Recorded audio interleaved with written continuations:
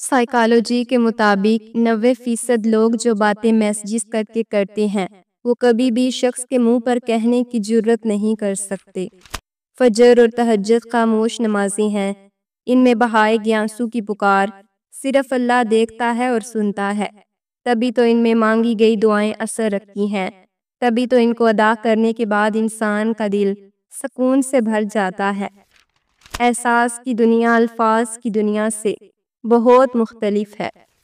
دنیا میں ہزاروں خوبصورت لوگ ہو سکتے ہیں، پر ہمارے لیے خوبصورت وہ ہے جو ہمارے چہرے پر مسکراہٹ اور سکون قلب کا باعث بنے۔ یاد آئیں کہ ایک دن تمہیں یہ عنایتیں بھی ہمارا قیمتی ہو کر بھی تیرے لیے مفت ہو جانا۔ محبت اور کامیابی حاصل کرنے کے لیے اپنی نفرت اور غصے کو کنٹرول کرنا ضروری ہے، کیونکہ یہ دونوں جیتی بازی پلٹ سکتے ہیں۔ جو کہانی تہجد تک پہنچ جاتی ہے پھر وہ کبھی ادھوری نہیں رہتی۔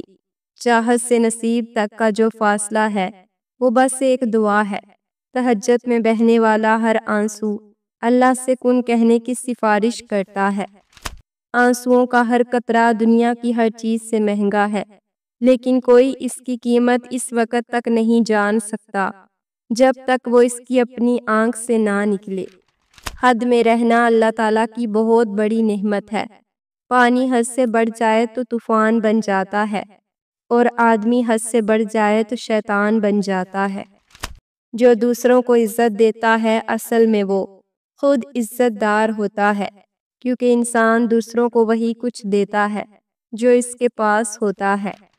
توڑنے والے ہزار بیٹھے ہیں، جوڑنے والا صرف ایک اللہ ہے۔ پتہ نہیں کیا جادو ہے سجدے میں، جتنا جھکتا ہوں اتنا اوپر جاتا ہوں۔ سچائی ہمیشہ خاموش رہنے والے انسان کے اندر ہی ملتی ہے، جھوٹ بولنے والا تو ہمیشہ شور مچاتا ہے۔ ماں کی گود سے قبر کی دیوار تک زندگی کے ہر پہلو پر نظر ڈال کر دیکھ، اللہ کے سوا کوئی کام نہیں آتا۔ جب تمہارے دل میں کسی کے لیے نفرت پیدا ہونے لگے تو فوراً اس کی اچھائی کو یاد کرو۔ حق کے رستے میں سب سے بڑی سختی یہ آتی ہے کہ انسان تنہا رہ جاتا ہے۔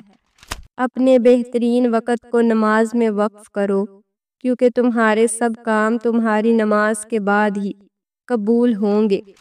جو شخص عقل رکھتا ہے وہ اکثر خاموش رہتا ہے۔ کسی کا سکون چھین کر عبادتوں سے کفارہ ادا نہیں کیا جا سکتا۔ جس کے ساتھ تم ہنستے ہو اس کو بھول سکتے ہو، لیکن جس کے ساتھ تم روئے ہو اس کو نہیں بھول سکتے۔ سوتے وقت سورۃ کافرون پڑھا کرو، یہ تمہیں شر سے بچائے گی۔ کبھی اپنی جسمانی طاقت اور دولت پر بھروسہ نہ کرنا، کیونکہ بیماری اور غربت آنے میں دیر نہیں لگتی۔ پیدا کرنے والی ذات کی قسم، رحمان نے انسان کو بہترین سانچے میں ڈھال کر پیدا کیا۔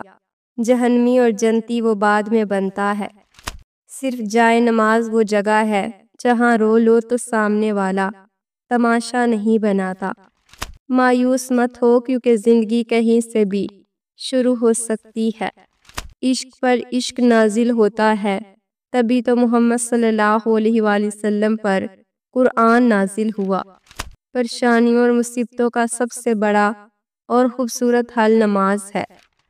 اگر کوئی چیز تقدیر میں نہیں بھی لکھی تو پھر بھی دعا ضرور کرنی چاہیے، کیونکہ تقدیر کے سامنے ہم بے بس ہیں، تقدیر لکھنے والا تو بے بس نہیں۔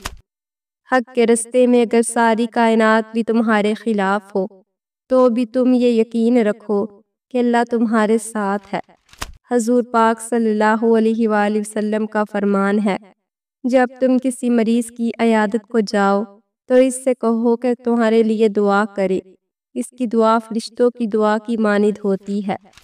زندگی میں آپ جن رشتوں سے محبت کرتے ہیں انہیں ہمیشہ نیکی کا درس دیں، کیونکہ سچی محبت وہی ہے جس میں اس انسان کی آخرت سمجھ جائے۔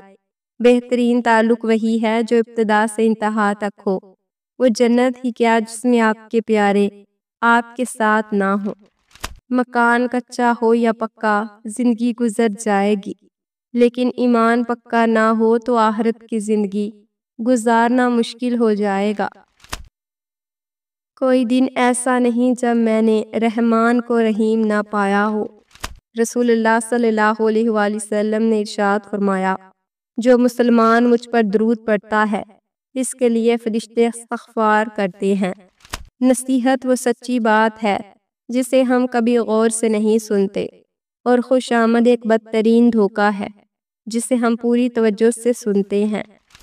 سب سے افضل صدقہ روٹھے ہوئے لوگوں میں صلح کروا دینا ہے۔ انسان کی ہر ٹوٹی ہوئی امید اس سے اللہ سے جوڑتی ہے۔ بزرگوں سے سنا ہے کہ اگر یہ سنو کہ پہاڑ اپنی جگہ سے ہل گیا تو یقین کر لینا، مگر کسی کی فطرت بدل گئی اس کا یقین کبھی مت کرنا۔ عادات بدل سکتی ہیں، فطرت نہیں۔ انسان کی پریشانی کی وجہ یہ بھی ہے کہ انسان تقدیر سے بہت زیادہ اور وقت سے بہت پہلے چاہتا ہے۔ پھول جب شاخ سے ٹوٹ جاتا ہے تو اس کی زندگی ختم ہو جاتی ہے، مگر جب بندہ دنیا کے ہاتھوں ٹوٹتا ہے تب اس کے رب سے جڑنے کی شروعات ہوتی ہے۔ خدا کی ذات کے بعد کائنات میں اگر کچھ مکمل اور قابل تعریف ہے تو وہ صرف محمد صلی اللہ علیہ وآلہ وسلم کی شخصیت ہے۔ اپنے غموں اور پریشانیوں کو سینے میں دفن کر دو، اگر انہیں چہرے پر سجاؤ گے تو کمزور ہو جاؤ گے۔ بڑی عمر کی عورت سے شادی کرنے میں شرم محسوس نہ کرو، کیونکہ یہ سنت نبوی ہے۔ اگر کسی کی یاد شدت اختیار کرے اور تم اسے کبھی بھلا نہ پاؤ تو یہ تمہارا کمال نہیں، کمال اس کا ہے کیونکہ اس کے پیار اور خلوص میں کوئی ملاوٹ نہیں تھی۔ دولت اور عہدے انسان کو عارضی طور پر بڑا کرتے ہیں، لیکن انسانیت اور اچھا اخلاق انسان کو ہمیشہ بلند درجے پر رکھتا ہے۔ اللہ کے نظام میں رزق بڑھانے کا ایک ہی طریقہ ہے، جتنا تقسیم کرو گے اتنا بڑھے گا۔ ان دو اوقات میں اگر دعا کی جائے تو وہ کبھی رد نہیں ہوتی، نمبر 1 اذان کے وقت اور نمبر 2 بارش کے دوران۔ رسول اللہ صلی اللہ علیہ وآلہ وسلم فرماتے ہیں، اللہ نے ایسی کوئی بیماری نہیں بنائی جس کی دوا نازل نہ کی ہو سوائے ایک بیماری کے، وہ بڑھاپا۔ جب انسان کی عقل مکمل ہوتی ہے تو اس کی گفتگو مختصر ہو جاتی ہے۔ بے فکر ہو جائیں، جب آپ مخلص اور آپ کی نیت ٹھیک ہو تب آپ لوگوں کو نہیں کھوتے، لوگ آپ کو کھو دیتے ہیں۔ دل کا سجدہ تھا، چند آنسو تھے، میں خدا کو بہت پسند آیا۔ بات کرنے کا مزہ ان لوگوں کے سامنے آتا ہے جن کے سامنے بولنے سے پہلے سوچنا نہ پڑے۔ مرد کو اپنی یاد میں رلانا اور تڑپانا چاہتی ہو تو اس کے ساتھ 3 کام کرو۔ 1 اسے نظر آنا چھوڑ دو، اس سے خود بات کرنا چھوڑ دو۔ 2 اسے اپنے ذہن سے نکال کر خود کو مصروف رکھو۔ 3 خود پر اور اپنے مستقبل پر دھیان دو۔ لوگوں کی خفیہ سازشوں سے پریشان نہ ہو، کیونکہ اللہ کی تدابیر اور چاہت سب پہ بھاری ہے۔ جب مرد کا رویہ کبھی میٹھا کبھی تلخ بن جاتا ہے تو سمجھ جانا کہ وہ پریشانی کا شکار ہے، اسے تمہارے حوصلے کی ضرورت ہے۔